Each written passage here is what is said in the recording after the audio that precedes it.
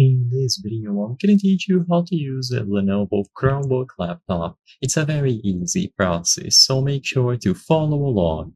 If you have a Chromebook, either from Lenovo or other brands, you will have to go through the setup process. So first, find the power button.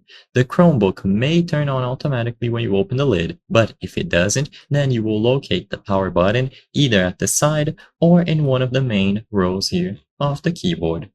Once this is done, it will guide you through the main setup prompt.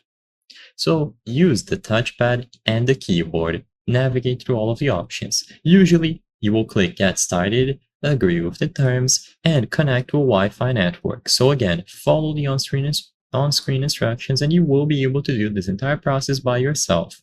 Once you are connected to a Wi-Fi network, you can finish the entirety of the process and sign into an account. So to use your Chromebook, you must add a new account. If this is your first time using it, it should prompt you to do so. But if it is a Chromebook that has previously been used, then you will click Add Person here at the bottom left, and you can sign in using a Google account. You can add multiple users, so if this Chromebook is going to be shared, for example, between your family, it might be useful to set up multiple users. If your Chromebook has touchscreen capabilities, then you can use them as well. And then you just navigate through all of the screens using your keyboard and mouse. You will find the control center or control panel here at the bottom right corner of the screen, and you can navigate through options like Wi-Fi, Bluetooth, enable or disable notifications, change accounts, power it off, and much more.